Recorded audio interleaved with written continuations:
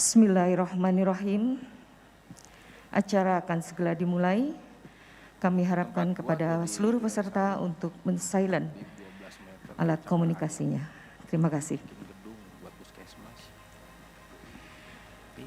Bismillahirrahmanirrahim. Assalamualaikum warahmatullahi wabarakatuh.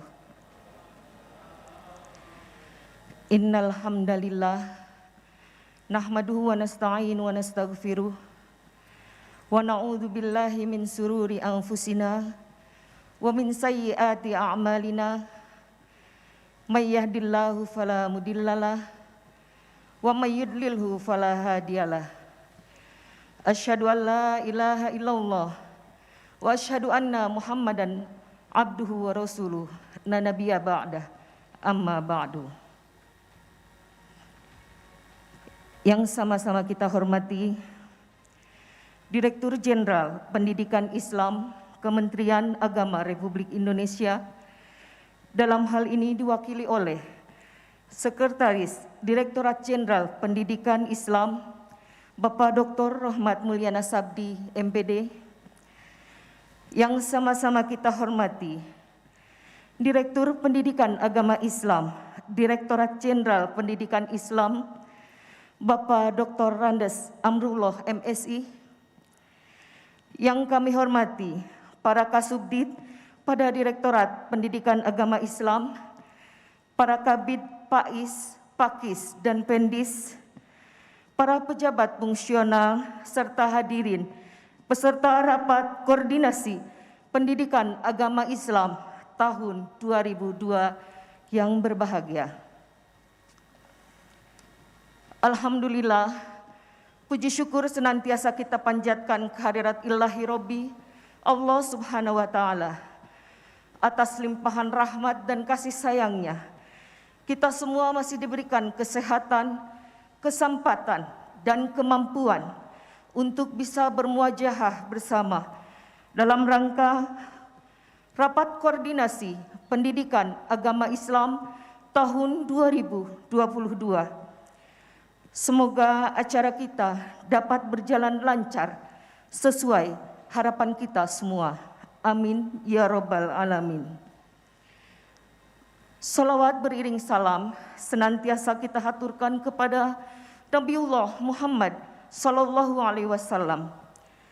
Semoga kita semua beserta keluarga besar kita mendapatkan syafaatnya di yaumil kiamah kelak. Amin ya rabbal alamin. Untuk membuka acara kita pada malam hari ini, marilah sama-sama kita buka dengan bacaan basmalah. Bismillah. Menyanyikan lagu Indonesia Raya.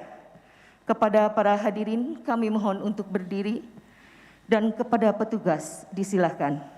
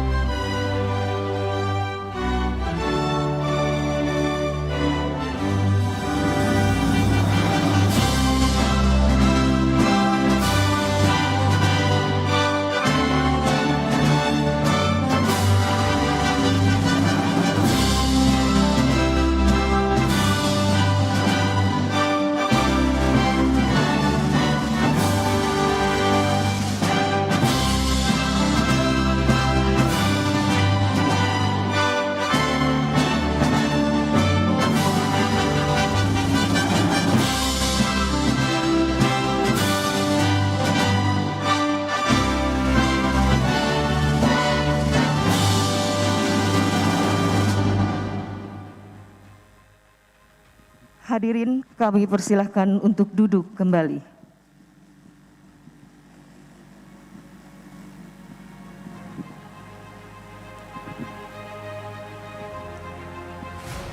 Acara ketiga adalah pembacaan ayat suci Al-Quran yang akan disampaikan oleh Bapak Mustahdi, MPD. Dipersilahkan.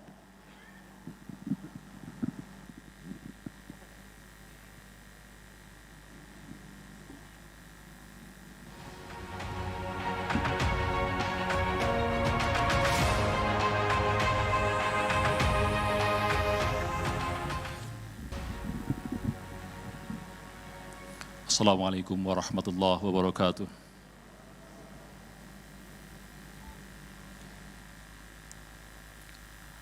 A'udzu billahi minasy syaithanir rajim.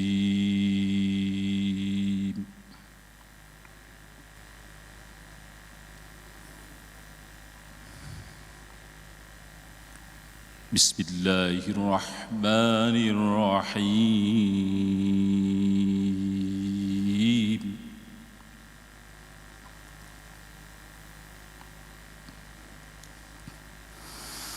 يا أيها الذين آمنوا إذا قيل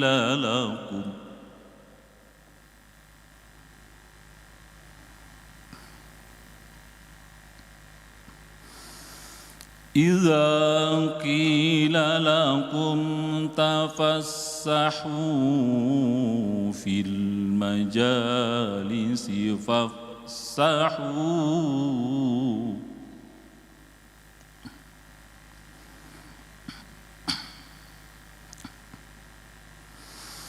إذا قيل لكم تفسحوا في المجالس فافسحوا يفسح الله لكم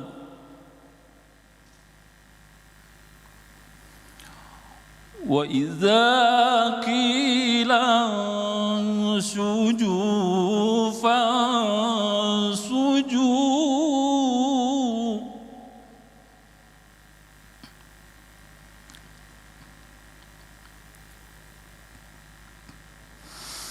يرفع الله الذين آمنوا منكم والذين أوتوا العلم درجات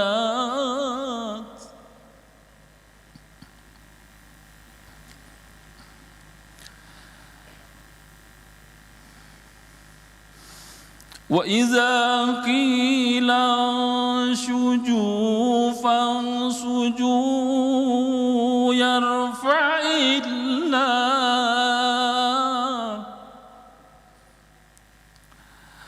وإذا قيل انشزوا فانشزوا يرفع الله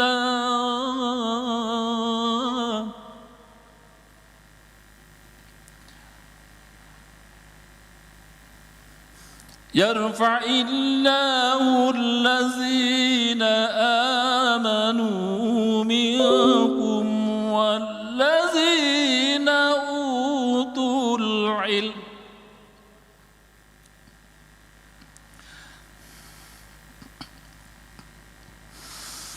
يرفع الله الذين آمنوا منكم والذين أوتوا العلم درجات يرفع الله الذين آمنوا منكم والذين أوتوا العلم درجات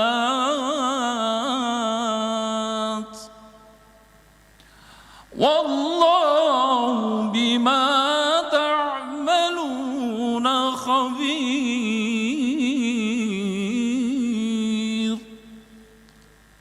صدق الله العظيم. Assalamualaikum warahmatullahi wabarakatuh.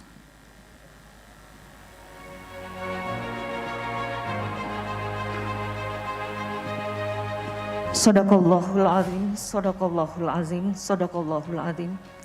Semoga dengan pembacaan ayat-ayat suci Al-Quran tadi, kita semua mendapatkan keberkahan Allah Subhanahu wa Ta'ala. Amin ya Rabbal Alamin. Hadirin sekalian yang berbahagia, selanjutnya marilah kita simak pemutaran video capaian kinerja Direktorat Pendidikan Agama Islam tahun 2021. Kepada petugas, disilahkan.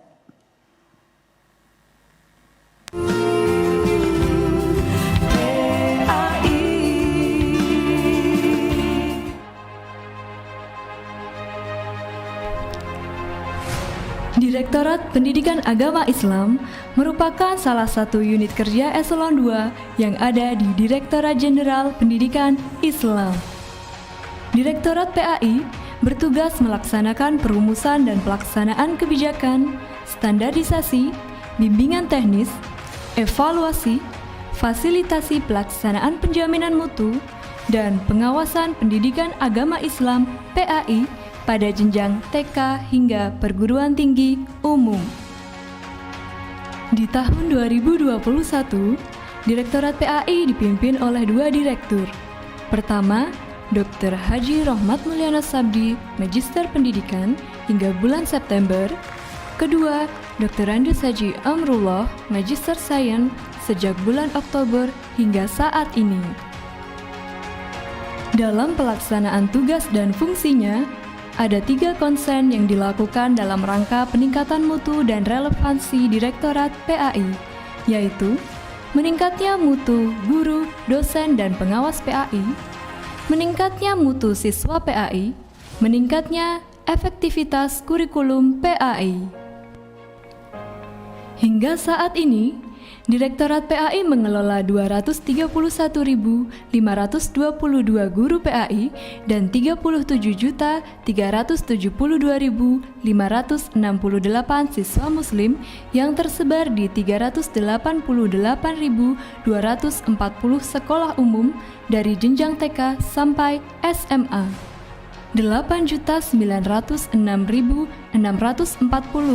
mahasiswa muslim yang tersebar di 4.592 perguruan tinggi umum, serta 2.347 pengawas PAI. Dalam mewujudkan peningkatan mutu dan menjalankan tugas pokok dan fungsinya, Direktorat ditopang oleh beberapa program dan kegiatan. Di antaranya, pertama, program mandatori, pengembangan kurikulum dan bahan ajar di sekolah dan perguruan tinggi umum, pelaksanaan ujian PAI pada sekolah umum, penilaian angka kredit, pembayaran tunjangan guru PAI PNS, pendidikan profesi guru PAI dalam jabatan, program pengembangan keprofesian berkelanjutan PPKB bagi guru PAI. Kedua, program unggulan yang ada di Direktorat PAI diantaranya penguatan moderasi beragama di sekolah dan perguruan tinggi umum, kawasan 3T, visiting teacher guru PAI, apresiasi guru dan pengawas PAI berprestasi dan berdedikasi. Selanjutnya, untuk program inovatif berupa layanan aplikasi PAI diantaranya aplikasi Siaga, aplikasi informasi dan administrasi dosen agama Islam atau dikenal dengan Lintas Dai, aplikasi Cendikia, aplikasi sistem pembelajaran agama cara elektronik Space, aplikasi pemetaan kompetensi online, aplikasi sistem layanan bantuan PAI Silaba PAI.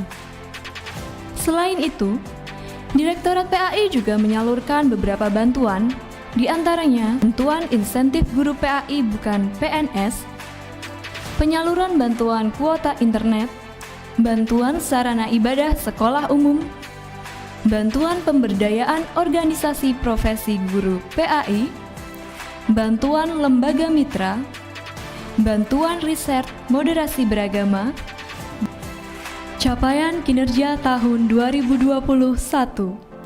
Selama tahun 2021, selain kegiatan yang menjadi rutinitas, ada 4 fokus program yang mewarnai capaian Direktorat PAI. Pertama, penguatan moderasi beragama. Di antaranya, launching aksi moderasi beragama.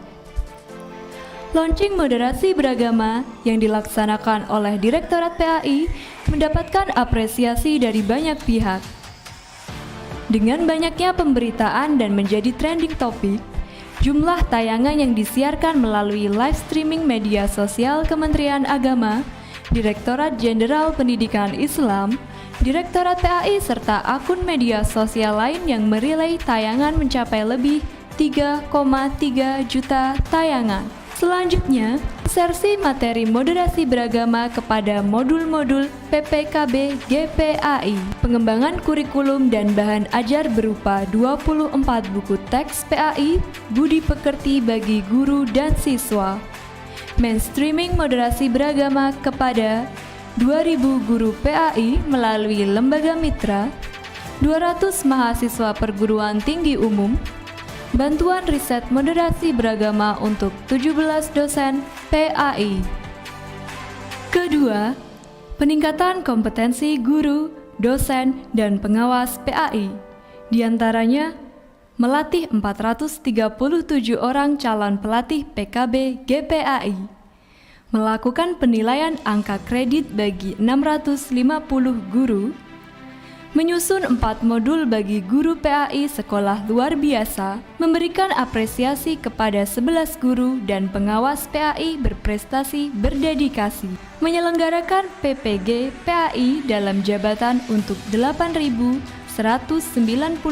guru PAI, menyalurkan tunjangan profesi guru kepada 88.206 guru PAI PNS dan bukan PNS. Ketiga, penyaluran bantuan. Di antaranya, menyalurkan bantuan insentif kepada 44.000 guru PAI bukan PNS. Menyalurkan bantuan PJJ kepada 30.879 guru dan 416 dosen PAI. Menyalurkan pembayaran tunggakan tukin kepada 8.649 guru PAI PNS. Menyalurkan kekurangan TPG bagi guru PAI bukan PNS 94 miliar. Menyalurkan bantuan sarana ibadah kepada 136 sekolah. Menyalurkan bantuan pemberdayaan organisasi profesi kepada 36 organisasi profesi guru PAI. 4. Pengembangan layanan digital. Tren platform digital di masa pandemi menjadi pilihan alternatif layanan bagi Direktorat PAI kepada publik. Setidaknya berdasarkan data, siaga sebanyak 233.869 orang. Lintas dai sebanyak 1.433.000 orang. Website sebanyak 383.002 orang. Space sebanyak 21.134 orang dan 31 LPTK. K online sebanyak 1.200 orang. Laba PAI sebanyak 1.373 orang, 308 lembaga, dan 2.948 sekolah. Direktorat PAI terus berikhtiar menghadirkan program dan kegiatan yang mendukung peningkatan layanan dan peningkatan kualitas serta mutu guru, dosen, dan pengawas PAI. PAI moderat. Kita beri aplaus.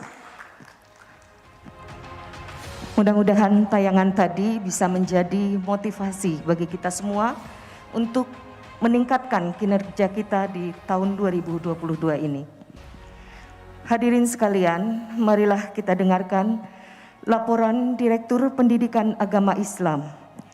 Kami persilahkan kepada Bapak Dr. Andes Haji Amrullah MSI, dipersilahkan Bapak.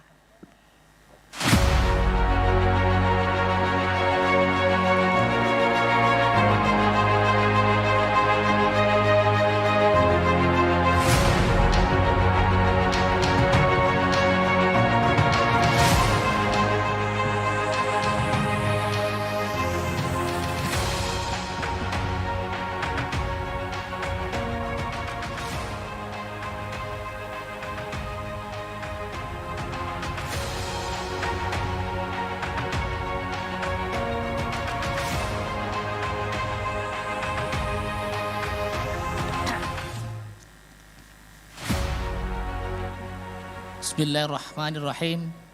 Assalamualaikum warahmatullahi wabarakatuh.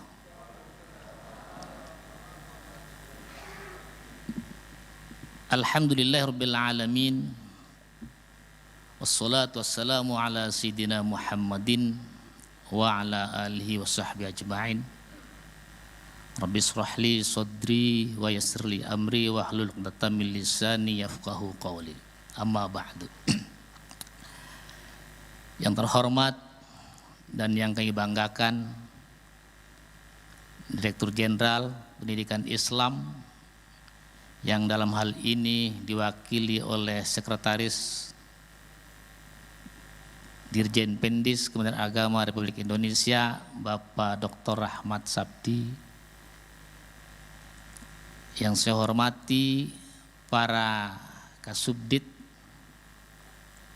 hadir semua, dimulai dari Kasubdit TK PAUD ada Bu Lelis, juga Kasubdit SD, SDLB, sebelah kiri saya ada Pak Ilham, juga Kasubdit SMP, SMPLB ada Pak Agus Soleh, dan juga Kasubdit MA, SMA, SMK, dan SMA LB Pak Fakih, dan juga Kasubdit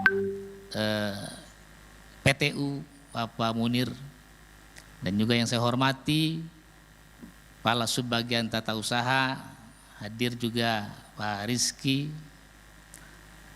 Yang saya hormati dan saya banggakan juga para kepala bidang dari seluruh Indonesia, kepala bidang PAIS, Pakis, ada juga Papkis, dan juga Pendis, juga para PTP dari seluruh kantor wilayah Kementerian Agama Provinsi, dan juga yang kami hormati pula para operator, dan juga rekan-rekan sekalian yang mungkin tidak saya sebutkan satu persatu. Tentu saja dengan tidak mengurangi rasa hormat, kami banggakan dan juga kami hormati, serta para undangan yang berbahagia. Puji syukur marilah kita panjatkan kehadirat Allah Subhanahu wa Ta'ala, yang mana pada malam hari ini, malam yang berbahagia ini tentunya bagi saya pribadi, dan juga mudah-mudahan juga berbahagia juga bagi Bapak Ibu sekalian semuanya. Semua mudah-mudahan diberikan kesehatan oleh Allah Subhanahu wa Ta'ala dari mulai malam ini sampai selanjutnya, sampai acara akhir, dan juga sampai bisa kembali melaksanakan tugas-tugas di tempat masing-masing. Juga mari kita doakan pada keluarga kita tentu saja yang tercinta, para pimpinan kita, juga para rekan sahabat, dan juga seluruhnya umat muslimin, mudah-mudahan selalu diberikan kekuatan oleh Allah Subhanahu wa Ta'ala, diangkat segala penyakitnya, dan juga bisa melaksanakan aktivitas sebagaimana mestinya.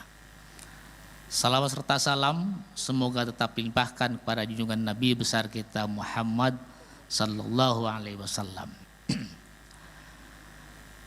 Bapak Ibu sekalian yang kami hormati dan Pak Sekretaris yang kami banggakan dan juga kami hormati, kegiatan Rakornas malam ini yang nanti akan dilaksanakan dari tanggal 24 sampai 26 ini adalah Rakornas pertama yang saya ikuti, karena memang Direktur PAI Kementerian Agama Republik Indonesia adalah Pak Dr. Rahmat. Jadi saya itu adalah penggantinya.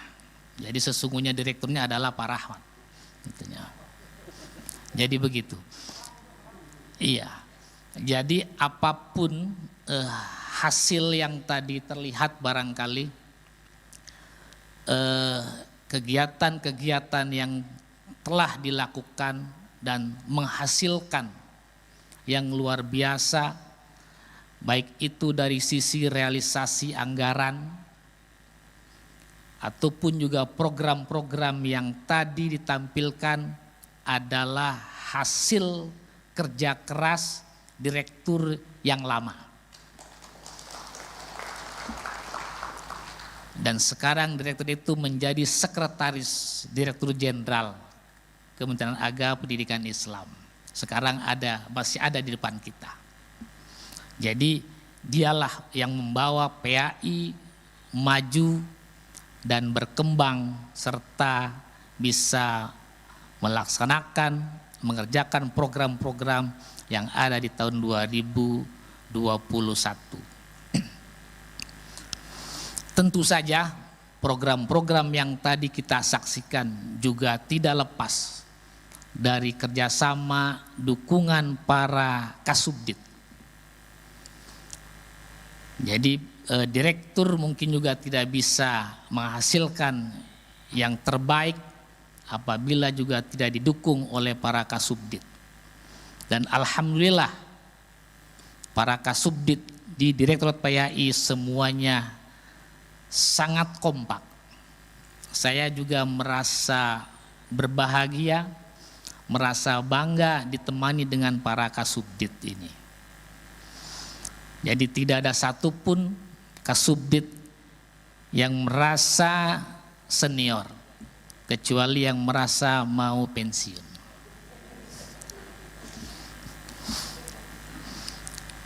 Jadi Pak Ilham ini juga senior saya, sama. Dan seluruh yang ada di Kasubdit rata-rata senior. Pak Agus juga senior saya, itunya. Jadi saya berterima kasih mendapat rekan yang senior. Artinya bisa bersama-sama mengawal kegiatan dan program. Bapak sekalian yang kami hormati, tentu saja beberapa program-program yang akan kami laksanakan, akan kami lakukan, tentu saja ingin yang lebih baik daripada tahun 2021.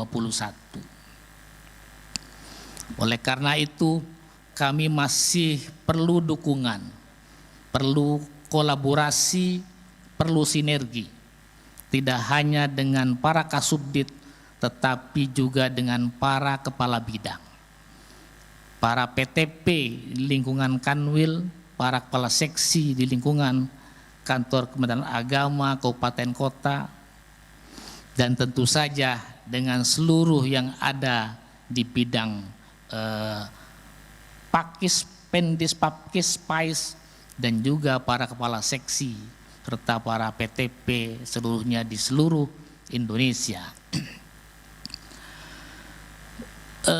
Pak Sekretaris yang kami hormati, tentu saja beberapa program unggulan yang akan kami lakukan di tahun 2022 tidak terlalu berbeda dengan apa yang sudah ada di tahun 2021.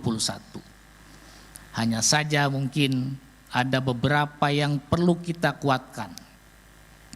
Yang pertama memang beberapa program yang harus kita kuatkan adalah terkait penguatan moderasi beragama. Saya teringat kemarin ketika kegiatan setelah Rakornas atau kegiatan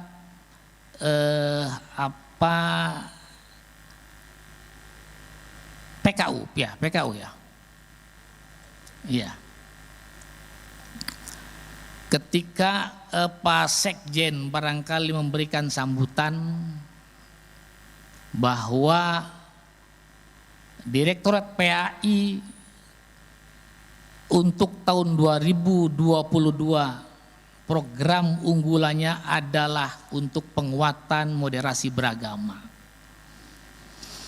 Dan itu langsung tidak hanya permohonan, tetapi langsung perintah untuk melakukan penguatan moderasi beragama dan diberikan pada Direktorat PAI. Oleh karena itu kami juga mengharapkan kepada seluruh rekan-rekan sekalian, baik itu di tingkat Kementerian Agama RI ataupun juga di Kementerian Agama, kantor wilayah dan kabupaten kota, untuk sama-sama kita melakukan penguatan dalam program moderasi beragama. Artinya bahwa setiap program, setiap kegiatan ini kita harus juga bisa menginsersi program penguatan beragama. Kita sudah mempunyai 4 buku, 4 modul yang tadi juga ditampilkan, dan di sana mungkin kita ada 9 nilai yang perlu kita sampaikan kepada seluruh sivitas satuan pendidikan, kepada siswa, kepada guru, kepada pengawas, dan juga tentu saja untuk dosen-dosen PAI dan juga mahasiswa PAI. Nah, mudah-mudahan dengan rakor ini kita bersama bisa sinergi dalam seluruh kegiatan, seluruh program, dan seluruh aktivitas baik yang ada di pusat ataupun yang ada di daerah, mulai dari provinsi sampai kabupaten kota. Berikutnya tentu saja mungkin kami masih tetap memohon minta arahan pembinaan dari Pak Dirjen, yang dalam hal ini diwakili oleh Pak Sekretaris, untuk bisa memberikan arahan, bisa memberikan pandangan, dan juga bisa memberikan perintah bahkan kepada kami untuk bisa melakukan program-program yang lebih cepat, lebih progres, dan juga mungkin ada kegiatan-kegiatan yang lebih inovatif. Terakhir barangkali tentu saja ucapan terima kasih yang setinggi-tingginya kepada direktur yang lama. Kalau saya menyampaikan direktur yang lama atau direktur sesungguhnya. Ya. Jadi dengan direktur yang pertama itu kami juga terbawa baik.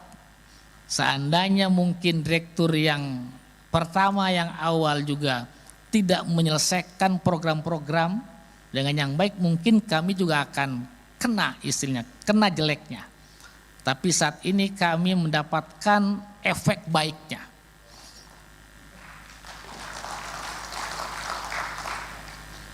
Jadi keberuntungan bagi saya sebagai direktur.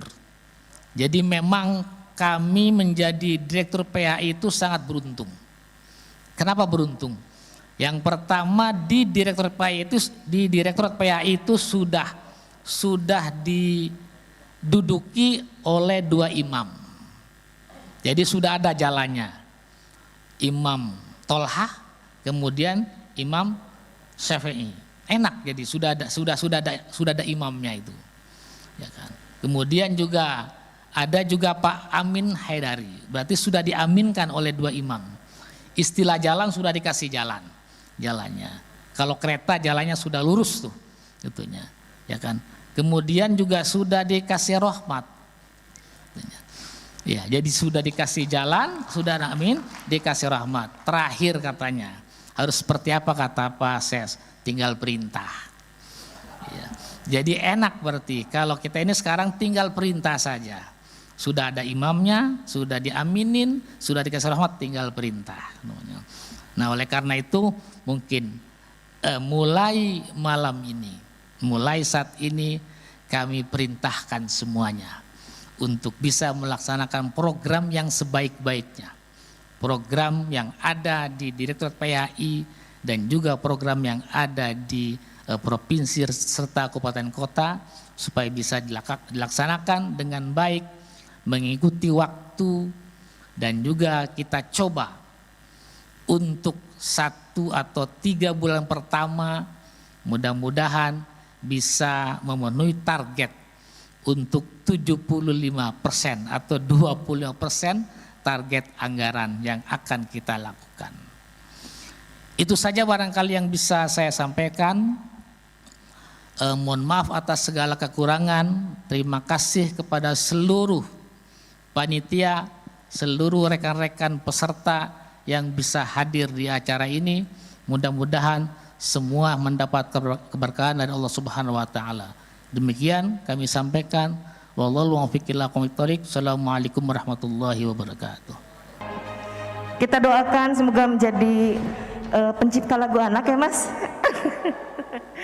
Mari kita beri aplaus untuk Pak Sanca Suca. Hadirin sekalian, setelah kita tadi refresh sedikit, marilah kita kembali ke acara inti kita. Kita simak arahan Direktur Jenderal Pendidikan Islam terkait kebijakan pendidikan Islam pada Kementerian Agama Republik Indonesia, sekaligus membuka secara resmi rapat koordinasi pendidikan agama Islam tahun 2022. Dalam hal ini akan disampaikan oleh Bapak Sekretaris Direktorat Jenderal Pendidikan Islam. Kepada yang terhormat Bapak Dr. Rohmat Mulyana Sabdi, MPD, waktu dan tempat disilahkan.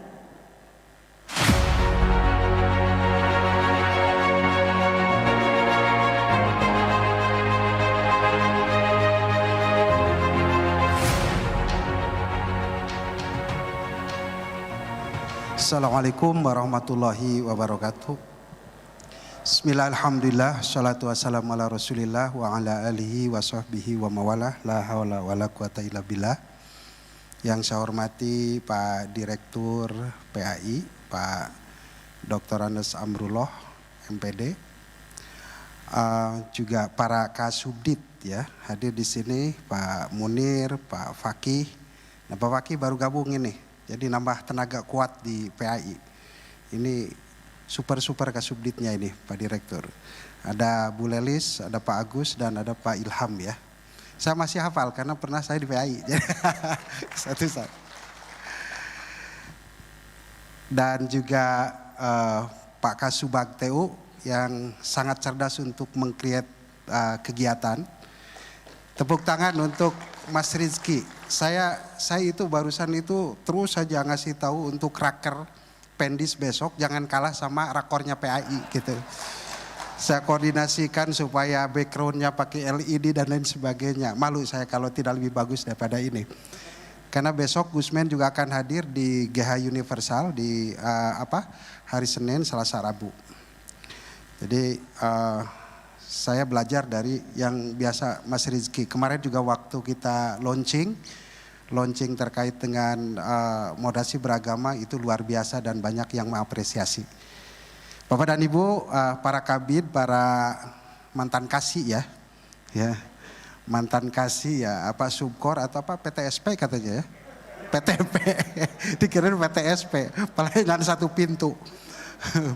Kemudian para operator siaga yang saya hormati, juga Mas Panca ya. Saya itu jadi buyar konsentrasi saya gara-gara Mas Panca tadi jok-joknya luar biasa dan itu suaranya, suara emas beliau itu. Ini luar biasa. Kemampuan nyanyi dan joknya itu sangat terpadu. Jadi jangan lama-lama dekat Mas Panca, nanti dibully terus itu dengan gue. Ya, Bapak dan Ibu yang saya hormati, tentu saya sangat senang dan sekaligus saya menyampaikan salam dari Pak Dirjen yang pada malam hari ini Pak Dirjen awalnya mau ke Aceh sebenarnya, sehingga Pak Dirjen hari ini malam ini tidak bisa dan langsung mewakilkan kepada saya. Tapi barusan saya dapat informasi Pak Dirjen nggak jadi ke Aceh karena memang besok jam 2 itu harus bersama Pak Menteri ke BPK. Untuk menerima hasil pemeriksaan unaudited.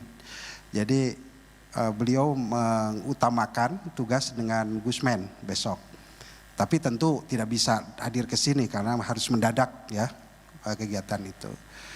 Bapak dan Ibu yang saya hormati, ya tentu saya sangat senang ya. Ya memang saya sebagai orang yang pernah memimpin PAI sangat terkesan dengan beberapa capaian-capaian. Jadi sebenarnya salah juga Pak Amri kalau menyebut ya direktur yang sesungguhnya. Itu bahaya kalau gitu dianggap saya terus mengkooptasi gitu kan. Padahal enggak, saya enggak ngurus lagi, saya sudah ngurus dapurnya Pendis gitu kan. Jadi Pak Amrullah itu memang betul, saya setuju Pak Direktur. Jadi PAI itu kan dari 2006 kalau tidak salah ya. 2006 itu dipimpin oleh Pak Imam, kemudian Pak Amin Haidari, kemudian Pak Imam Syafi'i, kemudian saya, dan yang kelima adalah Pak Amrullah gitu. Jadi itu betul dipimpin oleh dua imam, diamini oleh Pak Amin Haidari, kemudian diutuslah Rohmat Mulyana untuk memberikan rahmat. Tapi setelah rahmat datang masih banyak masalah, maka datanglah Pak Amrullah untuk memimpin supaya arahannya lebih tegas, menyelesaikan Tukin diantaranya. Tukin sudah terbayar, tapi kemudian tahun berikutnya tantangan tersendiri Bapak dan Ibu, harus dibayar itu. Pak Munir yang tahu permasalahannya. Tapi alhamdulillah kita sekitar 400 miliar ya, berapa? 147 miliar ya kemarin sudah kita eksekusi. Baik Bapak dan Ibu, saya antara membuka dan dikasih materi oleh panitia. Jadi sebelum membuka, kalau membuka gampang saja kan, bisa bareng-bareng membaca basmalah, itu selesai. Tapi kayaknya nggak cukup untuk bayar honor saya gitu kan, kalau cuma itu saja. Jadi saya ingin menjelaskan beberapa hal penting terkait dengan PAI sebagai trigger aja. Ini trigger aja, ya kebetulan saya agak paham, jadi beberapa hal yang Pak Direktur mungkin perlu ada stressing ke depan untuk menyelesaikan beberapa persoalan ini. Tolong ditampilkan. Baik, kita tahu Bapak dan Ibu, yang dihadapi sekarang ini adalah era disrupsi teknologi. Disrupsi itu adalah perubahan yang sangat mendasar yang terjadi pada masyarakat. Dan ini kita tahu bahwa dari misalkan dunia yang manual itu ke digital.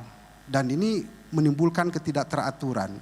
Disrupsi ini kan bisa berpotensi positif atau negatif sebenarnya, tergantung kita memberlakukannya.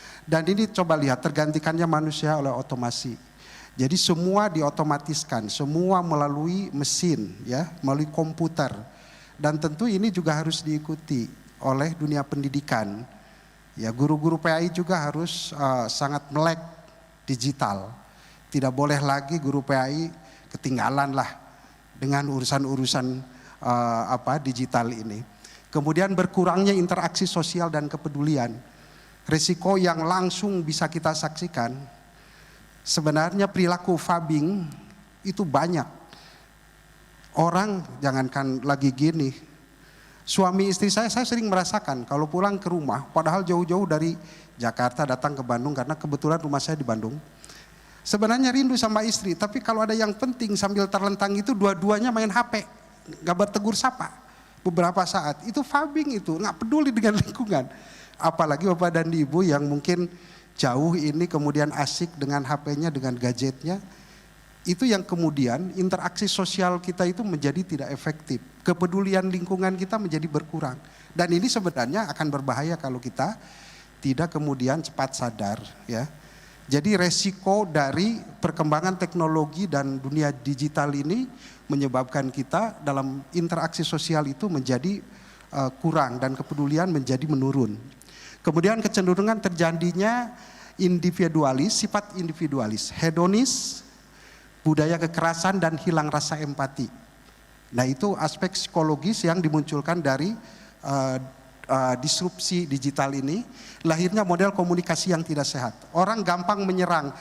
Kalau melalui WhatsApp group misalkan, orang tidak setuju itu bisa dengan enaknya. Padahal kalau kita ketemu dengan dia, kadang tidak seberani itu kan. Jadi orang menyerang, menjelekkan orang itu lebih gampang itu melalui medsos itu. Ya makanya itu ya tantangannya kita harus mengecek ya. Mengecek informasi itu benar atau tidak. Kemudian akulturasi budaya yang tidak sesuai dengan norma dan nilai luhur bangsa. Tentu karena tanpa batas Bapak dan Ibu, informasi dari luar negeri dari mana-mana masuk, tentu kita bisa memperoleh informasi itu yang dalam beberapa hal tentu akan mengurangi nilai-nilai yang dimiliki oleh bangsa kita. Jadi bisa menyebabkan berkurangnya kesadaran kita terhadap budaya bangsa.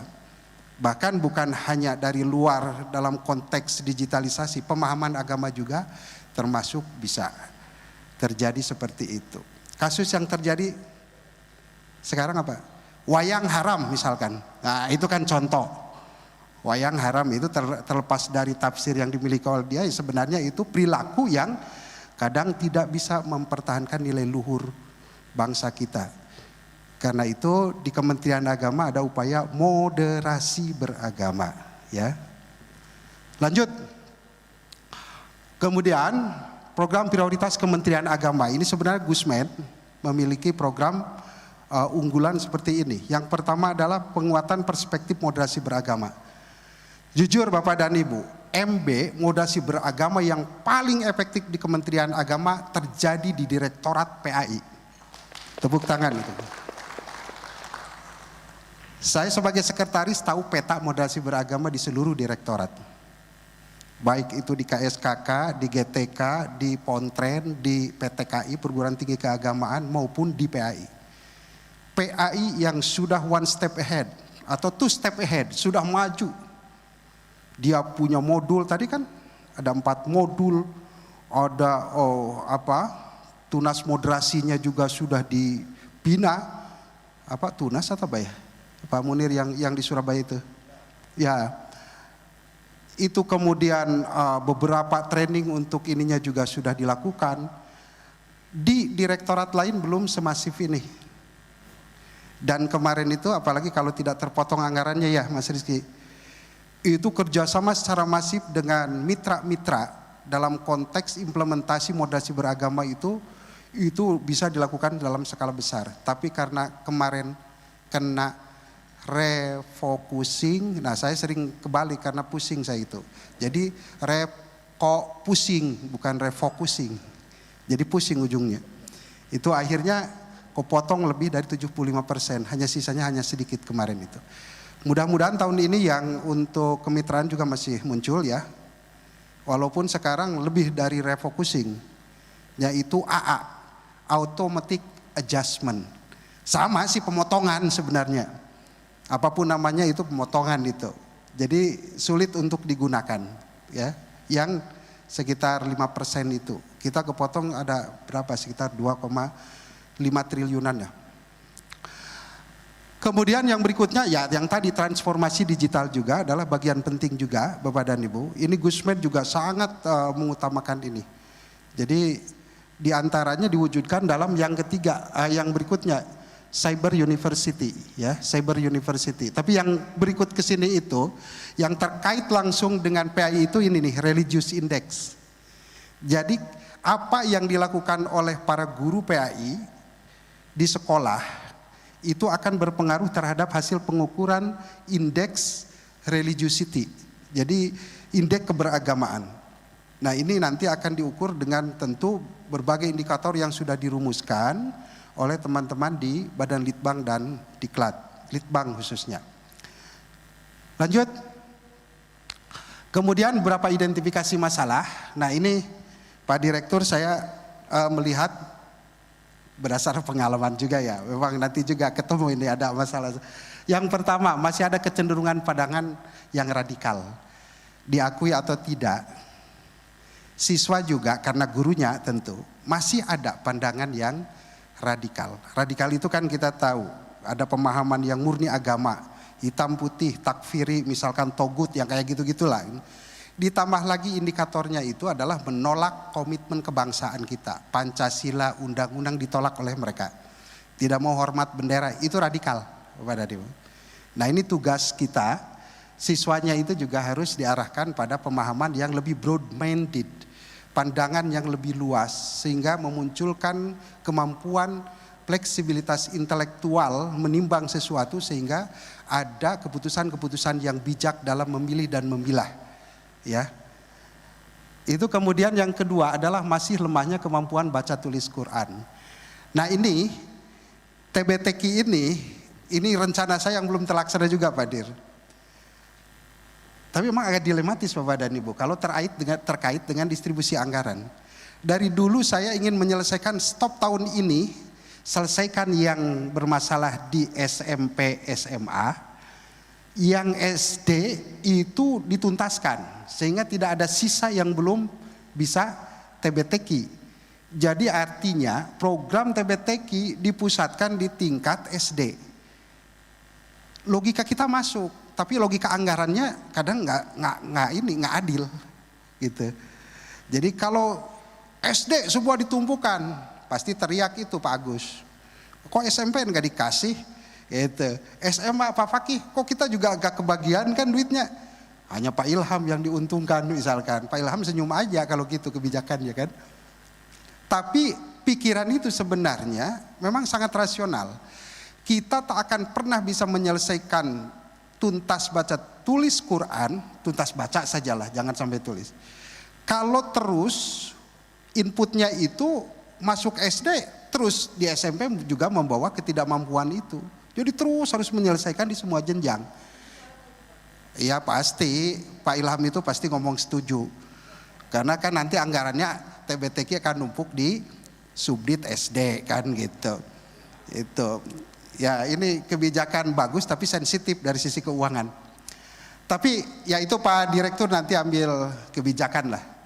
Kemudian kurikulum PAI, buku teks utama pendidikan agama Islam yang sesuai dengan capaian pembelajaran atau CP. Sekarang kan kita tahu Bapak dan Ibu bukanlah IKIKD, kompetensi inti atau kompetensi dasar yang diutamakan dalam kurikulum zaman Mas Nadiem ini terkait dengan capaian pembelajaran CP. Artinya orientasi hasil. Sekarang pendidikan itu yang penting hasil yang akan dicapainya itu bisa dicapai. Yang ditetapkan itu bisa dicapai. Soal caranya bagaimana itu yang disebut dengan merdeka belajar. Guru itu bisa berkreasi sesuai dengan kemampuan untuk mencapai tujuan itu. Jadi bagian proses bisnisnya itu sekarang itu lebih dibebaskan pada proses pembelajaran sekarang ini. Tapi tujuannya makanya CP. Nah, kami udah merumuskan CP untuk PAI sebenarnya. Tahun kemarin itu, Bu Undasah, mana Bu Undasah? Yang awal. Jadi Bu Undasah dan sebenarnya Pak Agus dan Bu Undasah ya, karena saya titipkan waktu itu Pak Direktur di SMA. Itu melalui tim kita sudah merumuskan CP. Cuman wujud dari buku teksnya ini Pak Direktur belum ada. Jadi ada bagusnya juga, tahun depan harus segera disiapkan anggarannya. Ya, anggaran untuk penyusunan buku yang disesuaikan dengan CP. Kalau Dikbud misalkan tidak menyediakan anggaran yang dikerjasamakan dengan kita. Karena Dikbud itu nggak bakalan berani nulis buku teks Bapak dan Ibu untuk pelajaran PAI. Kalaupun mereka mau nulis harus minta izin atau melalui kerjasama dengan Kementerian Agama. Kenapa? Karena ada undang-undang perbukuan bahwa penyediaan buku teks ya dan buku teks pendukungnya terkait dengan pendidikan agama adalah tanggung jawab dari kementerian yang mengurusi bidang agama. Makanya kemarin juga kita melalui MOU mereka itu, ya, bukan hanya dengan Direktorat PAI, tapi dengan bimas agama lain karena juga menyangkut ada agama lain selain Islam. Nah ini Pak Direktur ke depan saya kira perlu diwujudkan. Kemudian kualitas tes ujian PAI di sekolah perlu ditingkatkan mutunya. Tantangan kita ujian di PAI, kok saya ngomong kayak Direktur PAI ya. Tapi enggak, saya menggunakan analisis saja. Karena mohon izin Pak Direktur, karena ini saya sudah disiapin ini slide-nya, bukan saya yang bikin, tapi saya berupaya supaya kelihatan cerdas menjelaskan slide yang dibikin orang. Kualitas tes ujian. Nah, kita kebijakan itu kan bukan USBN. Bukan lagi ujian yang kemudian ada otoritas kita untuk mengatur secara detail. Tapi saya waktu itu tetap PAI kalau dilepas pada guru, pada kepala guru itu tidak pernah kita membuat aturan, saya justru khawatir. Aspek radikalisme muncul, aspek ketercapaian CP-nya juga tidak maksimal. Makanya kami tetap membuat semacam juknis, tapi tidak juknis itu mencakup item-item tesnya, tidak. Hanya contoh aja untuk melihat bagaimana menyusun daya beda antara option-option yang dibuat dalam tes gitu. Gitu aja sebenarnya, hanya sebagai garis umum dari pembuatan tes saja. Dan cakupan kisi-kisi yang harus ada dalam tes itu apa saja. Jadi itu. Ini tetap harus ada Pak Direktur, saya kira teman-teman di ini jangan sampai dilepas sama sekali, walaupun bukan lagi ujian standar nasional. Kemudian yang kualitas kesejahteraan dan ketersediaan guru pengawas PAI, kekurangan kuota guru PAI, kekurangan kuota PPG guru PAI. Saya melihat sekarang bukan kekurangan Pak Direktur, kelebihan PAI itu. Saya khawatir tahun ini LPTK itu over capacity. Makanya saya sarankan tahun ini PAI maju duluan untuk memberikan informasi kuota saja paling tidak. Karena kalau sudah dipasang kuota kita duluan, pasti mereka mengutamakan yang sudah ada propose lebih dulu daripada yang belakangan. PAI tahun ini 3 sumber untuk PPG. Yang pertama APBN, saya tahu itu sekitar 5.000 atau 7.000 ya. 5.000. Kedua APBD yang ini bisa lebih dari APBN sebenarnya kalau dimaksimalkan. Taruhlah misalkan 3.000, 8.000. Ditambah lagi dari LPDP. Ini teman-teman ini Pak Direktur sudah mengusahakan ada anggaran dari LPDP. Kalau 10.000 saja ditambah GTK punya misalkan 7.000, 17.000. Saya yakin kalau tidak ditambah surat izin ijob pada program PPG itu nggak bakalan mampu itu PTKIN itu. Nggak bakalan mampu. Berat mereka karena SDM-nya kurang dan lain sebagainya, fasilitasnya juga kurang. Makanya tolong juga Pak Dir nanti juga didorong dengan Direktur PTKI supaya segera yang siap keluarkan ijobnya untuk perguruan tinggi keagamaan Islam yang sudah siap fasilitas dan SDM-nya. Itu. Jadi ini tantangan ya untuk PPG. Tapi PAI itu punya peluang yang luar biasa. Berapa ribu lagi Pak Munir yang tersisa? Ada 19.000.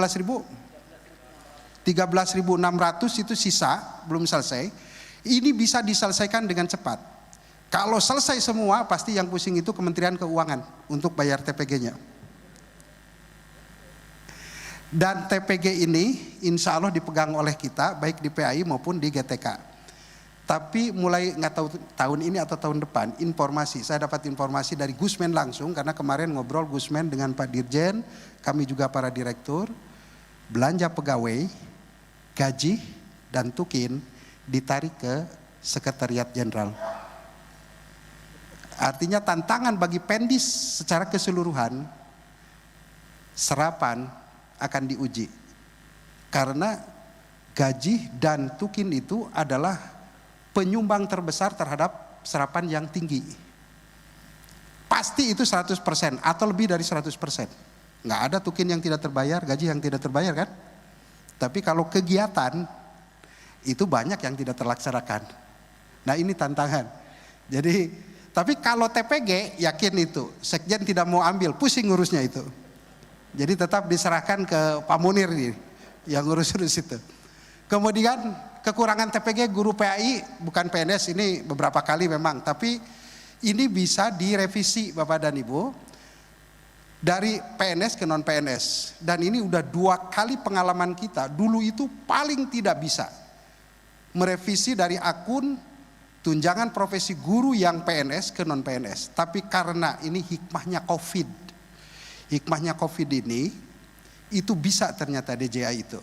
Kelebihan dari pembayaran TPG PNS ke non PNS. Kemudian pelaksanaan pengembangan keprofesian berkelanjutan PKB guru. Nah ini Saya kira kalau ini udah bagus, saya kira. Tadi yang ngaji itu adalah pelatih inti itu, yang baca Quran. Mana Pak Mustadi? Nah, ini ternyata bagus juga baca Qurannya Pak Mustadi. Banyak keahlian. Ya.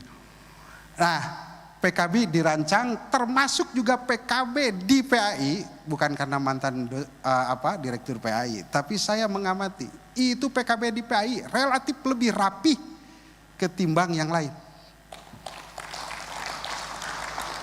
Saya tidak menyebut yang lain itu apa gitu. Yang jelas teman-teman di tim inti, tim pengembang PKB itu selalu mengimprove ya, merevisi bahan-bahan. Terakhir Pak Direktur memang saya terakhir memberikan arahan kepada mereka, buat 3 modul, jangan banyak-banyak. Modul terkait dengan pedagogi dan profesional atau pedagogi, kemudian model kedua profesional tambah moderasi beragama, model ketiga adalah terkait dengan karya inovatif dan publikasi ilmiah. Jadi udah lebih simpel. Kalau yang lain masih cari-cari pola kelihatannya.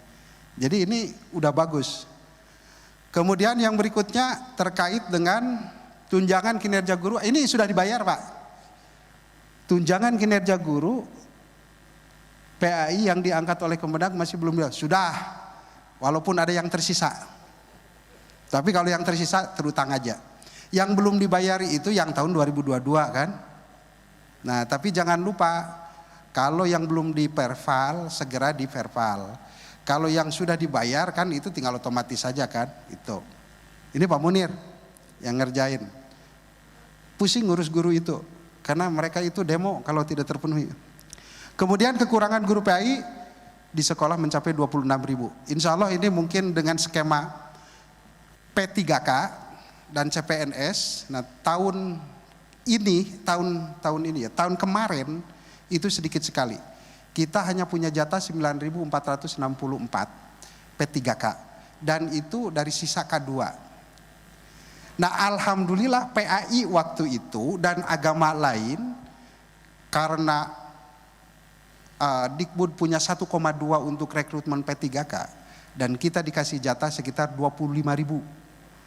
Tapi pelaksanaannya tidak sampai 20.000 setahu saya. Karena Pemda-pemda yang diminta mengajukan untuk P3K ketakutan untuk bayar gajinya. Padahal P3K itu dibayar gaji oleh APBN bukan APBD. Baru setelah close mereka menyesal. Setelah tahu close dan tahu mereka bahwa itu dia bayar APBN, mereka menyesal tidak mengajukan. Nah mudah-mudahan tahun ini kita juga sudah mengajukan untuk rekrutmen guru-guru PAI di seluruh Indonesia. Ya, kita punya database siaga, alhamdulillah, dan siaga bagus. Ya, tepuk tangan untuk siaga. Database kita kuat dibandingkan dengan data dari Bimas agama lain. Ya, sehingga kita itu dapat sekitar 19 ribuan. Waktu saya dengan Bu Nuni itu sekretaris Dirjen GTK itu melihat bahwa PAI itu banyak yang didaftarkan ini karena memang kita punya database yang kuat. Lanjut, kemudian sarana ibadah, saya kira ini juga hal yang masih perlu ditingkatkan. Tapi kalau sekretaris ngomong sebenarnya menugaskan pada diri sendiri akhirnya. Ya, artinya diusulkan aja nanti soal terpenuhi atau tidaknya ya kita coba lihat nanti. Regulasi juga. Regulasi yang belum selesai Pak Dir, saya itu ada 2 regulasi yang masih ingat. Yang pertama adalah PMA nomor 16 tahun 2010. Yang penyelenggaraan pendidikan agama Islam di sekolah. Itu sudah banyak yang tidak relevan. Yang kedua KMA 211 tahun 2011 atau 2012 ya. Tentang standar pendidikan agama Islam. Nah ini belum tuntas. Tapi udah ada bahan-bahan ya, tinggal meneruskan, tinggal menuntaskan. Supaya ini lebih relevan dengan aturan yang berlaku. Kemudian PAI di PTU, ini tidak kalah rumitnya ini, PAI di PTU ini. Yang jadi persoalan adalah masih belum tersedia buku perkuliahan PAI untuk di perguruan tinggi perguruan tinggi umum. Ini tolong, setahu saya memang ini sudah pernah 3 buku kalau tidak salah. 4 ya? 4. Jadi ini sudah ada bentuk. Tinggal udah piloting, oh berarti sudah ada bahan. Ini bukan berarti belum sama sekali, bahan sudah ada dalam proses piloting, dimatangkan nanti disahkan lah untuk ini, untuk penggunaannya di perguruan tinggi umum, di ITB, di Unpad, di mana-mana lah, gitu. Jadi udah bentuk sebenarnya ini. Kemudian masih ada kecenderungan pandangan keagamaan yang radikal di PTU, pastilah itu mah. Karena apa? Karena mahasiswa atau dosen itu nakal-nakal kadang cara berpikirnya. Lanjut. Kemudian juga terkait dengan sertifikasi guru. Sertifikasi guru moderasi beragama, saya kira ini yang uraian gini nggak perlu ya, baca aja sendiri nanti, baca aja sendiri. Jadi ini hanya menguraikan ini aja sebenarnya, program-program, dan ini layaknya untuk dijelaskan oleh Pak Direktur. Saya tadi kenapa identifikasi masalah itu perlu untuk supaya titik awalnya itu bisa starting pointnya itu jelas.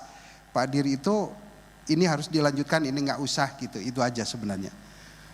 Lanjut. Kemudian tentang moderasi beragama, Bapak dan Ibu, ini ada hal yang perlu kita pahami. Pertama ya terkait dengan strategic goal-nya itu adalah peningkatan pemahaman, ada yang kurang kata itu, sikap dan nilai. Ya, bukan hanya pemahaman saja tentang moderasi beragama. Jadi sikap nilai, karena moderat itu bukan hanya pandangan, tapi perilaku kita, sikap kita, ya. Makanya sekarang udah di-create di Kementerian Agama. Saya Senin depan tanggal 7 sudah mulai dikarantina untuk mengikuti diklat moderasi beragama 10 hari. Jadi untuk eselon 1 udah, eselon 2 udah, Kanwil juga sudah. Nah para kabid tunggu giliran nanti. Jadi diklat juga nanti. Nah ini. Jadi ini peningkatan pemahaman, sikap dan nilai tentang moderasi beragama yang indikatornya itu bisa diukur dari apa? 1, komitmen kebangsaan. Kalau komitmen kebangsaan seseorang itu kuat, berarti dia moderat. Kemudian toleransi, anti kekerasan juga. Kemudian akomodatif terhadap budaya lokal. Itu indikator-indikatornya.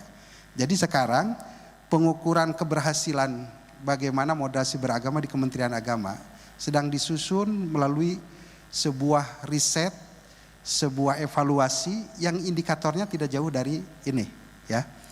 Kemudian outputnya adalah masyarakat yang toleran, harmonis dan damai. Jadi outputnya itu. Dan program unggulannya itu adalah penyusunan kurikulum moderasi beragama. Nah, itu di PAI sudah bisa menjawab ini. Kurikulum moderasi beragama. Di sini ada Pak Munir tuh, orang ini. Berdiri Pak Munir. Nah, ini orang inovasi yang kemarin penyusunan 4 modul ini kerjasama dengan bantuan Australia. Jadi ada grant dari Australia kemudian dikelola, bareng-bareng kita nyusun. Nah Pak Munir itu ini orang Kementerian Agama yang sudah di bantuan Australia lah gitu kira-kira. Memilih untuk hijrah.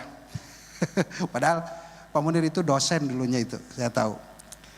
Kemudian pelaksanaan pendidikan moderasi beragama. Pendidikan dan pelatihan tambah. Jadi itu ada kata pendidikan dan pelatihan, pelaksanaan pendidikan dan pelatihan moderasi beragama. Itu program-program. Karena bukan hanya ke guru. Kalau Pak Direktur itu kan berpikirnya MB ini kepada guru dan siswa efeknya. Tapi Pokja MB di Kementerian Agama sasarannya para pegawai Kementerian Agama sekarang itu. Makanya nanti jangan heran Pak Kasubag kalau tiba-tiba harus menyisihkan anggaran untuk para pegawai di PAI untuk bisa didiklatkan MB.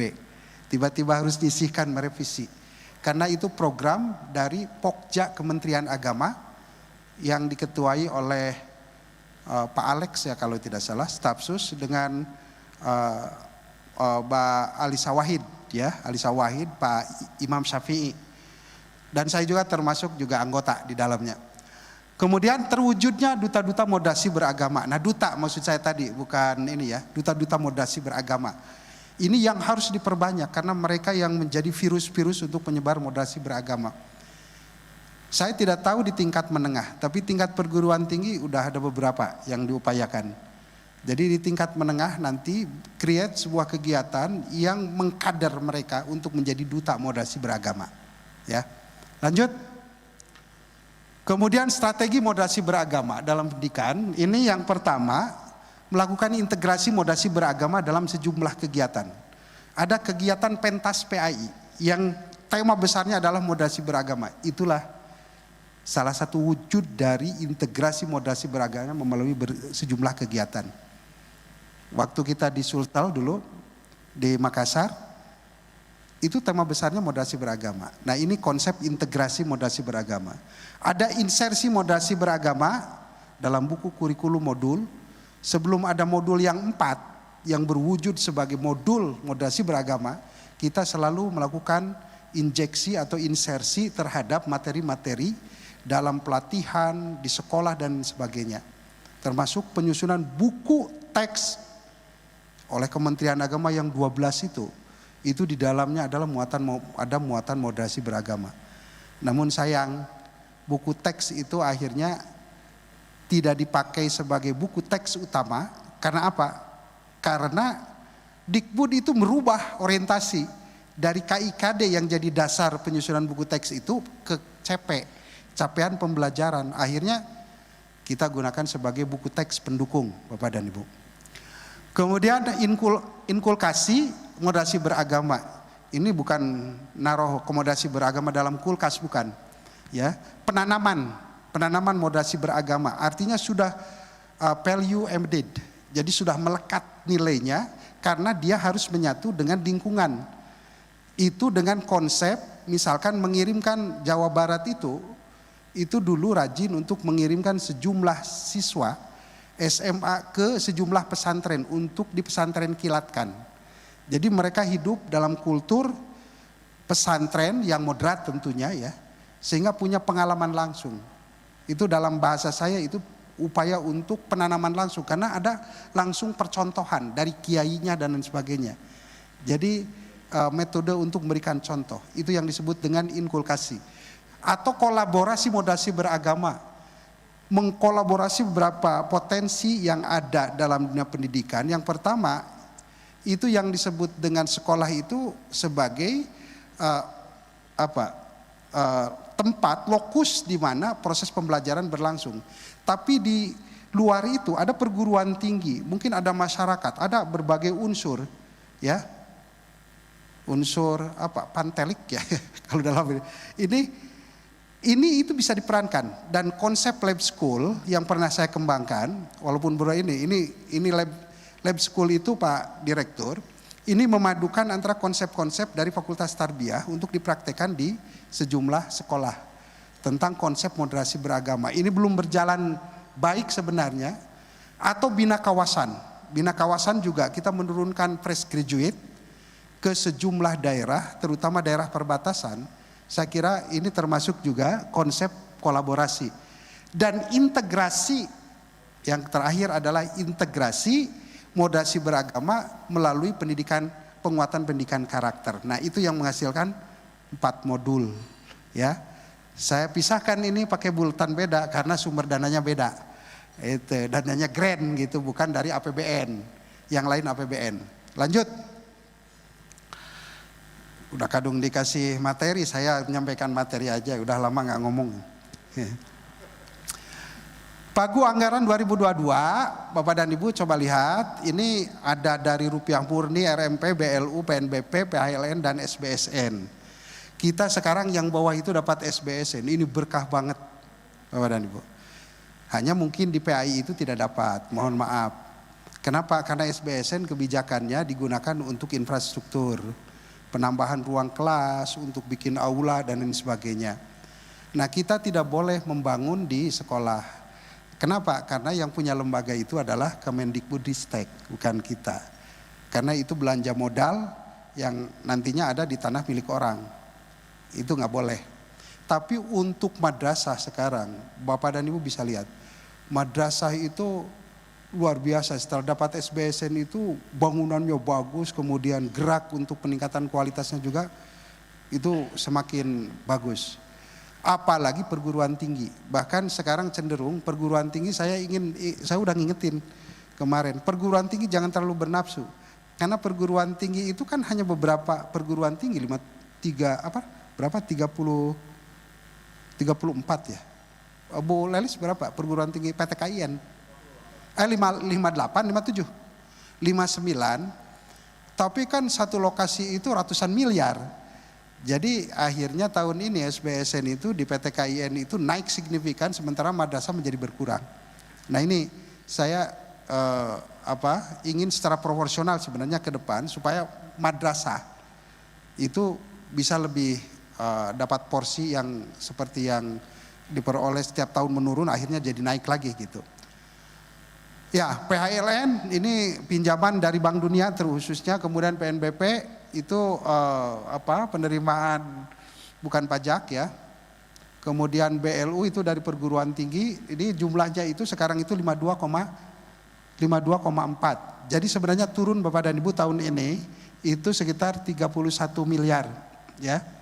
Nah, ini ada kenaikan anggaran pada rupiah murni, ada kenaikan target pendapatan pada BLU, dan ada kenaikan pada PHLN, ada penurunan pada SBSN khususnya pada madrasah. Ya, ini yang jadi catatan di ini. Lanjut. Lanjut ke ini aja.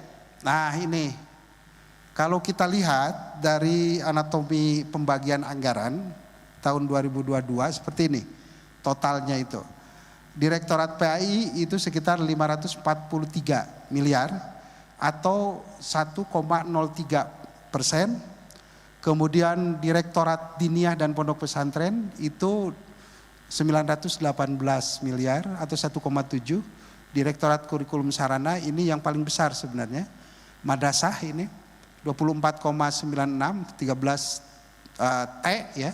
Kemudian Direktorat Pendidikan Tinggi Keagamaan itu ada 6,9 T atau 13,23%. GTK itu 5,7 atau 10,86. Dan sekretariat itu paling besar karena itu terkait dengan gaji tunjangan. Nah nanti kalau memang gaji tunjangan dipindahkan ke sekretariat jenderal, maka ini nilai di sekretariat itu akan dikurangi sekitar 88 miliar. Jadi kita cuman sekitar 11-an lah atau 10 miliar anggarannya itu. Enteng lah. Enteng. Jadi nggak usah capek-capek ngurusnya, nonton Pak Direktur itu sibuk ya, sibuk ngurus anggaran. Mungkin ya, nggak tahu 88, tapi sebenarnya belanja pegawai kalau total itu sekitar 45%. Dari anggaran kita 52, sekian, itu 44,8% adalah belanja pegawai Bapak dan Ibu. Besar sekali kan? 44,8 atau 45%. Lanjut. Kemudian pusat, coba pusat itu tidak terlalu besar sebenarnya. Tuh, lihat tuh, anggaran pegawai itu 44,85%. 23 triliun. Itu untuk bayar gaji, tunjangan, dan lain sebagainya. Nah, sementara untuk kalau dibagi di pusat ada berapa? Kita itu hanya 88,4 miliar. Itu di pusat. Tapi di Kanwil, Kemenak, Madrasah itu sampai 21,04 triliun. Luar biasa kan? Ini untuk 2022. 89 itu ada di daerah. PTKIN ada 2,4. Untuk belanja pegawai itu atau 10,22% gitu. Nah ini untuk belanja pegawai.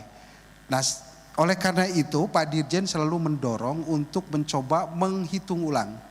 Anggaran Kementerian Agama itu sebenarnya masih kurang 7%.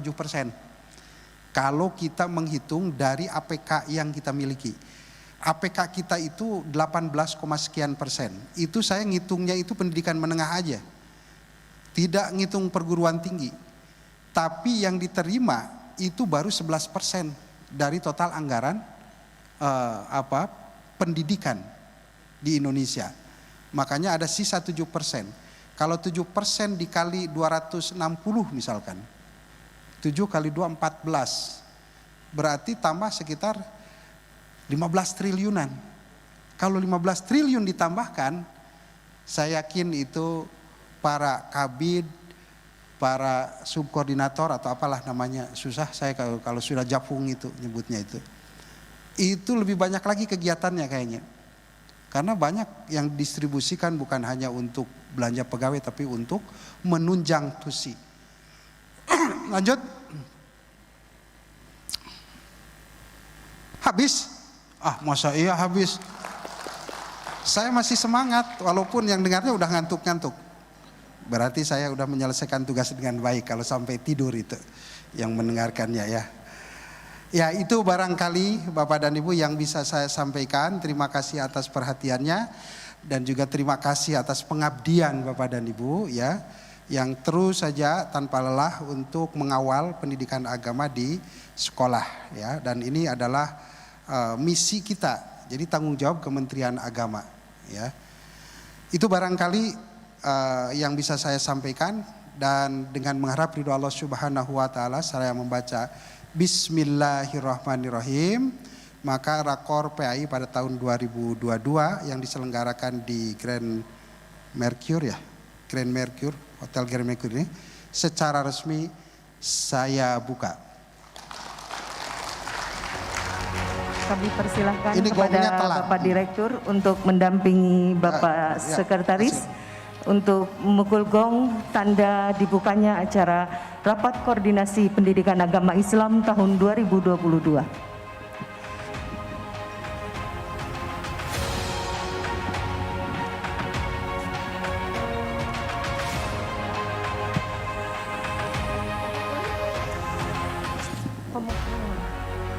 Pemukul.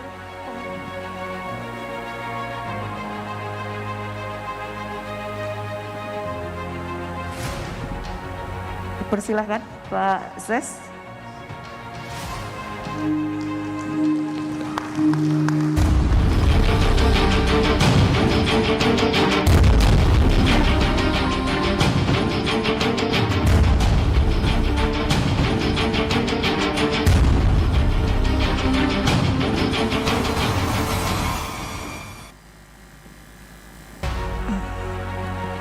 Selfie. Direktur dengan mantan Direktur Pendidikan Agama Islam, selfie.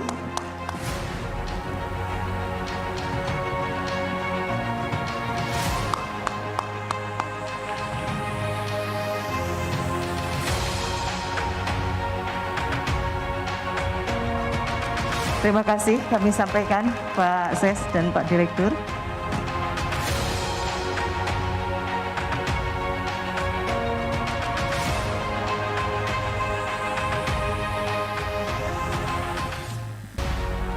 Hadirin sekalian, acara selanjutnya adalah doa yang akan disampaikan oleh Bapak Muhtar MPD. Kepada Bapak Muhtar MPD dipersilakan.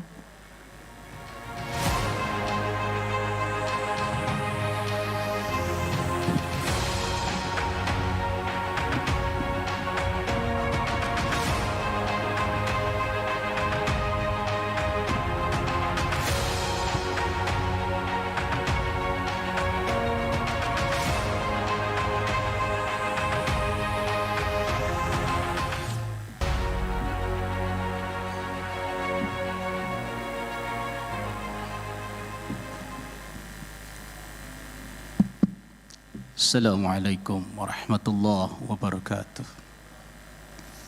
Al-Fatihah. A'udzubillahi minasyaitonir rajim. Bismillahirrahmanirrahim. Alhamdulillahi rabbil alamin arrahmanir rahim. Iyyaka na'budu wa iyyaka nasta'in ihdinas siratal mustaqim. Shiratal ladzina an'amta 'alaihim ghairil maghdubi 'alaihim waladdallin. Astaghfirullahaladzim, astaghfirullahaladzim, astaghfirullahaladzim, wa la ma'budu arhamar rahimin. Allahumma salli ala sayyidina Muhammadin fil awwalin al akhirin wa barik wa sallim wa radiyallahu an sadatina ashabi Rasulillah ajma'in. Bismillahirrahmanirrahim. Alhamdulillahi rabbil alamin.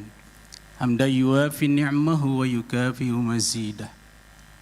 Ya Rabbana lakal hamdu wa lakal syukru kama yanbaghi li jalali wajhikal karim wa 'azim sultanik.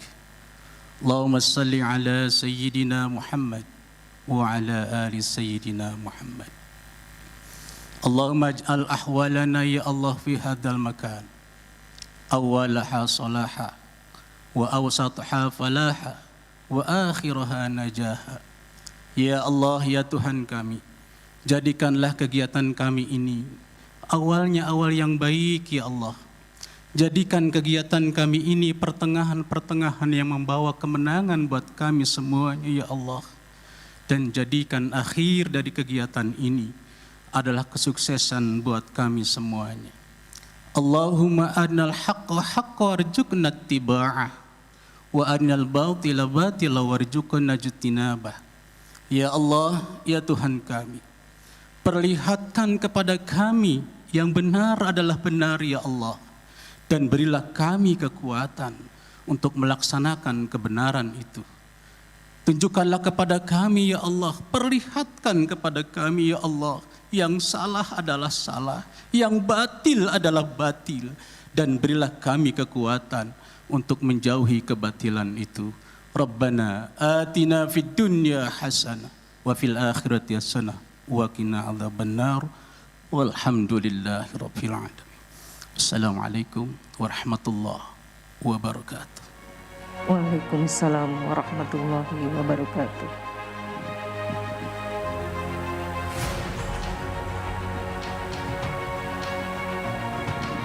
Hadirin sekalian yang kami hormati, sebelum seluruh rangkaian acara ini ditutup, sepertinya ada kesan yang tertinggal.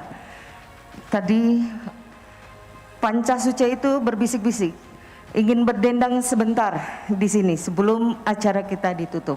Kita panggil kembali Pancasuca Stand Up Comedy Indosiar, dipersilakan.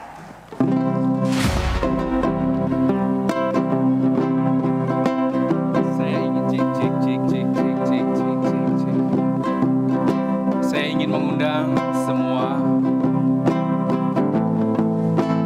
para pemimpin perwakilan dari seluruh Indonesia, khususnya PAI, untuk bernyanyi pada malam hari ini. Mohon izin Bapak. Walaupun langit pada malam itu bermandikan cahaya bintang, bulan pun bersinar, betapa indahnya, namun menambah kepedihan. Oh, ku akan pergi meninggalkan dirimu, menusuri liku hidupku. Janganlah kau bimbang dan jangan kau ragu, berikanlah senyuman padaku. Yuk semua. Setelah sampai kita, aku pergi, takkan lama, hanya ku akan kembali, asalkan engkau tetap. Tepuk tangan untuk Anda semua yang ada di sini. Saya mau mengundang Pak Wawan. Ada Pak Wawan.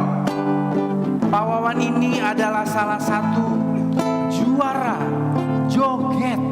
Saya pengen tahu dengan lagu ini, apakah Pak Wawan bisa berjoget? Pak Wawan boleh maju ke depan. Pak Wawan ini biasa dipanggil kalau nggak salah bala-bala ya. Pak Wawan mana Pak Wawan? Pak Wawan di luar? Oh kalau gitu saya mau nyanyi bersama Pak Ses. Mohon izin Pak. Terimalah lagu ini dari orang biasa, tapi cintaku padamu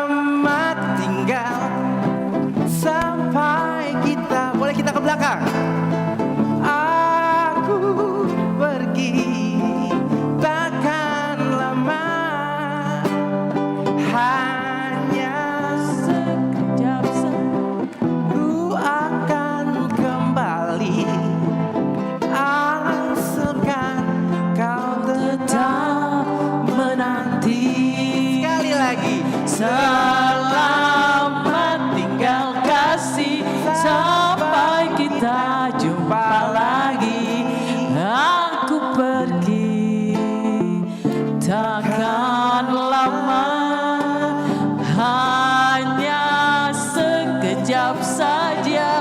Ku akan kembali lagi, asalkan engkau tetap menanti. Boleh tahu ibu namanya siapa ibu? Boleh siapa namanya? Ibu Jana. Ibu Jana.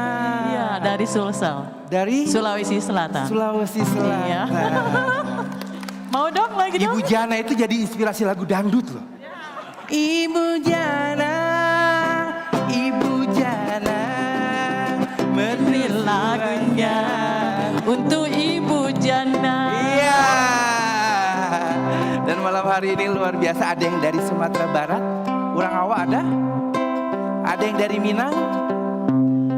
Boleh tunjuk tangan, boleh tepuk tangan yang dari Padang, Sumatera Barat. Ah, bapisa bukan nyoba carai. Mana yang dari mana? Salah adil mana niju basa sayang nantikan denai tak gua akan malah iman di dadu.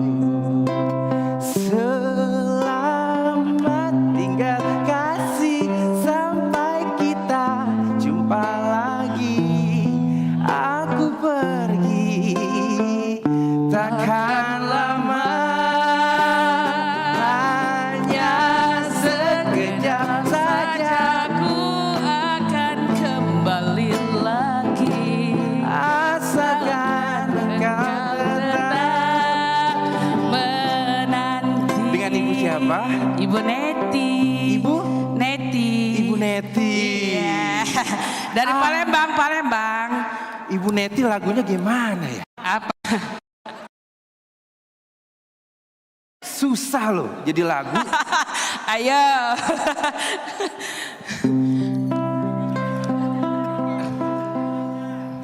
Selama jalan sayang, rindukanlah dirimu. Gak hafal. Bisikanlah namaku sebelum diriku Neti. Dipaksa loh Pak, dipaksa loh. Ibu Neti dari? Palembang. Dari Kota Palembang. Pempek. Wong kita galo. Wong kita galo. Andaikan kau Datang kembali. Tepuk tangan untuk Ibu Neti dari Palembang. Jawaban apa yang kan ku beri? Adakah jalan yang ku temui untuk kita kembali semuanya lagi? bersinarlah bulan purna.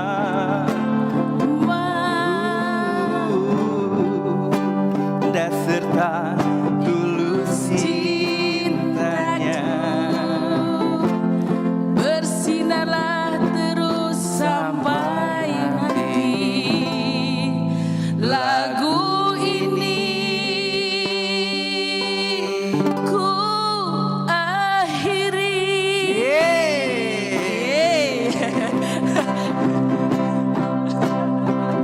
Suatu hari dikala kita duduk di tepi pantai. Boleh mic-nya sebelah sini mic-nya. Dan memandang ombak di lautan yang kian dengan Bapak siapa Pak? Alfitra Dari Palembang. Pak Afita dari Palembang. Pempek. Jamang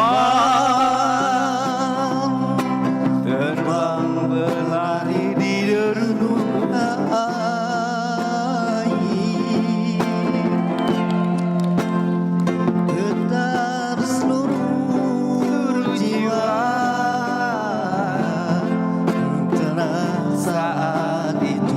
kayaknya langsung kita ref aja bareng-bareng semua yuk. Untuk kemesraan malam hari ini yang luar biasa. Kemesraan